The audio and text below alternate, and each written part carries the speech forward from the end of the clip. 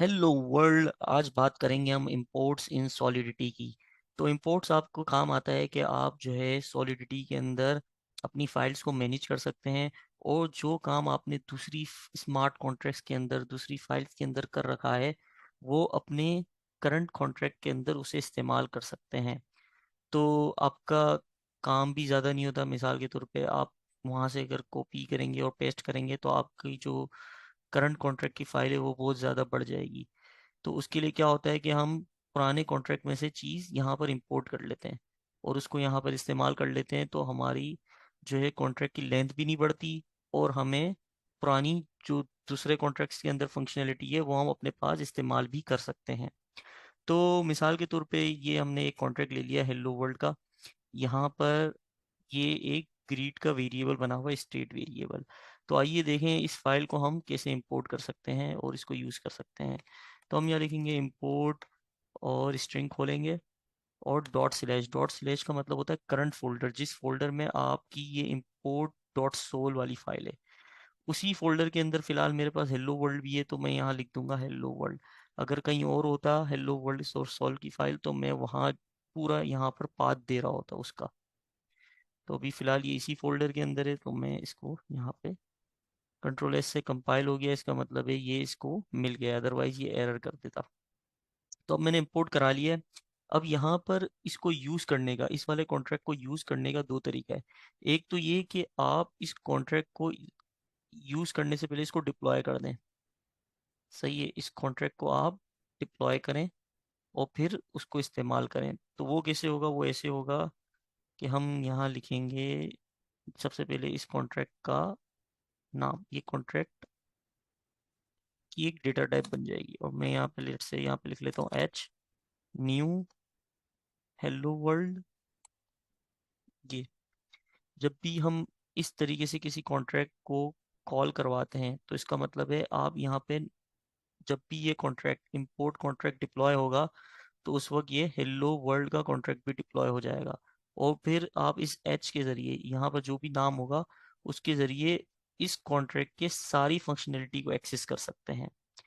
तो अब इसके अंदर ये ग्रीड का वेरिएबल है, अब इसको हम कैसे इस्तेमाल कर सकते हैं? यहाँ पर हम इसको ऐसे इस्तेमाल कर सकते हैं कि हम पब्लिक, और यहाँ पर मैं ले लेता हूँ let's say hello string hello equals to H dot greet. याद रहे जब भी आप यहाँ पे, जब हम किसी स्टेट वेरिएबल को, जो पब्लिक स्टेट वेरिएबल होता है रिमिक्स के अंदर भी, एज अ फंक्शन कॉल कर रहे होते हैं बटन्स के जरिए, एज अ फंक्शन कॉल कर रहे होते हैं पब्लिक वेरिएबल्स को बटन के जरिए। तो यहाँ पर आपको जब स्मार्ट कॉन्ट्रैक्ट मिलेगा तो आप उसे भी एज अ फंक्शन के तौर पे, एज अ वेरिएबल को फंक्शन के तौर पे इस्तेमाल कर सकते हैं कॉल करने के लिए। तो एक मिनट ज़रा देखें, स्ट्रक्ट मॉडिफायर डेप्रिकेट, सॉरी ये पब्लिक बाद में आया। तो ये हो गया हमारे पास। अब इसको देख लेते हैं चला के कि ये चल रहा है कि नहीं।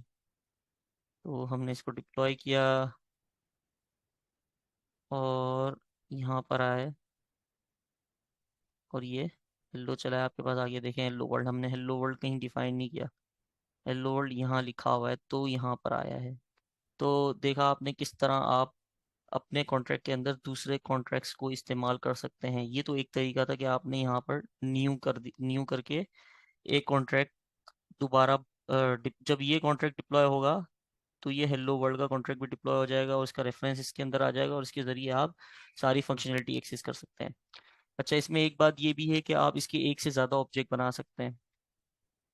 मैंने ये एक और ऑब्जेक्ट बना लिया, तीसरा ऑब्जेक्ट बना लिया, अब इसको मैं नाम कुछ और दे दूँ, इसको मैं नाम कुछ और दे दूँ, तो इन सब को मैं एक्सेस कर सकता हूँ। यानी एक ही कॉन्ट्रैक्ट को मैंने अपने पास बहुत सारे ऑब्जेक्ट के साथ इस्तेमाल कर लिया।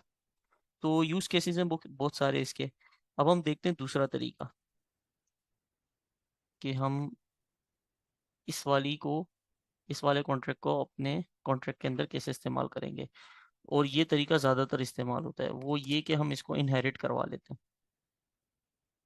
इसको इनहेरिट करवा लिया, जैसे ही इसको इनहेरिट कराया तो मेरे पास ये ऑटोमेटिकली एक्सेसिबल हो गया, मुझे यहाँ पे कुछ भी डिफाइन करने की ज़रूरत नहीं है। मैं यहाँ कुछ भी ना डिफाइन करूँ, और इसको मैं चलाऊं तो देखें मेरे पास जो है ये ग्रिड का वेरिएबल आ जाएगा ऑटोमेटिकली। ये ग्रीड का वेरिएबल ऑटोमेटिकली आ जाएगा। हमने इनहेरिटेंस पढ़ी है, आप इनहेरिटेंस को जाके रेफर कर सकते हैं अगर आपको ये समझ नहीं आ रहा तो बस सिंपल हमने इनहेरिट किया और यहाँ पे जो भी चीज़ें थी वो समझ लें इस कॉन्ट्रैक्ट के अंदर आ गई और अब आप इसको इस्तेमाल कर सकते हैं। ये देखें यहाँ पर डिफाइंड नहीं हुआ हुआ, इसके बावजूद हम इसको इस्तेमाल कर रहे हैं। एक और जो तरीका है इंपोर्ट करने का, बाद वक़्त ये होता है कि हमें किसी कहीं और से गिटहब वगैरह से कॉन्ट्रैक्ट को जो है अपने पास इस्तेमाल करना होता है। तो उसके लिए मैंने ये एक कॉन्ट्रैक्ट निकाला है, ये ERC20 का कॉन्ट्रैक्ट है ओपन जेपलिन लाइब्रेरी का। तो उसके लिए क्या होता है कि हम यहाँ से इसका लिंक कॉपी करते हैं। याद रहे लिंक पूरा जो है डॉट सोल में होना चाहिए, यानी फाइल का लिंक होना चाहिए और किसी और जगह का लिंक नहीं होना चाहिए। तो ये इसको हम कॉपी करते हैं और इसको यहाँ हम पेस्ट कर लेते हैं। इंपोर्ट, ये हमने इंपोर्ट कर लिया। इंपोर्ट करके हम यहाँ पर इसको भी ERC20, अब ERC20 जो टोकन है, ये जो कॉन्ट्रैक्ट है, ये देखें इसने भी यहाँ पे अपने पास चीज़ें इंपोर्ट करी हुई हैं और ये देखें ये किस तरह इस्तेमाल कर रहा है। ये देखें ये इस तरह इस्तेमाल कर रहा है। अब ये देखें ERC20 टोकन है, इसका भी एक कंस्ट्रक्टर बना हुआ है यहाँ पर। इसका भी एक कंस्ट्रक्टर बना हुआ है और ये कंस्ट्रक्टर क्या ले रहा है, नेम और सिंबल। यानी जब भी आप ERC20 टोकन को डिप्लॉय करने लगेंगे तो वो आपसे ये दो चीज़ें मांगेगा। तो आपने इसको इनहेरिट किया है, लेकिन इसके कंस्ट्रक्टर डिप्लॉय होने से पहले कहता है कि भाई मुझे दो चीज़ें दो, नाम और सिंबल। तो आपको ये यहाँ पर बनाना पड़ेगा ये वाला कंस्ट्रक्टर, यानी अपने कंस्ट्रक्टर के अंदर, अपने वाले कॉन्ट्रैक्ट के कंस्ट्रक्टर के अंदर ये बनाना पड़ेगा और पास करना पड़ेगा इसको ERC20 के अंदर। हमने कंस्ट्रक्टर की वीडियो पीछे बनाई हुई है, आप उससे रेफर कर सकते हैं। ERC20 और यहाँ पर हमने सिंपल नेम और सिंबल डिफाइन कर देना है। यहाँ पे हमें बदले कुछ भी डिफाइन करने की ज़रूरत नहीं है अगर हमें नेम और सिंबल का कोई काम नहीं है तो बस यहाँ से हम इसको कॉपी करेंगे, इसको यहाँ पे ले लेंगे और सिंबल को कॉपी करेंगे और यहाँ पर इसको ले लेंगे और ये हो गया।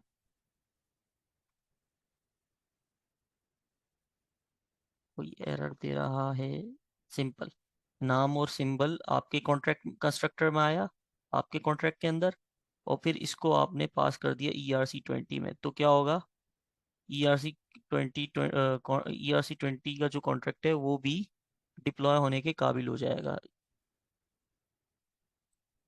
और ये यहाँ क्या एरर दे रहे हैं भाई, करना है, हाँ यहाँ पे दो बार इस लगा दिया मैंने, ये गलती करी, कॉमा आता है दो बार कॉन्ट्रैक्ट इनहेरिट करने में। तो उम्मीद है आपको वीडियो समझ में आई होगी। कोई क्वेश्चन हो तो आप कमेंट में पूछ सकते हैं, गिटहब की डिस्कशन में पूछ सकते हैं।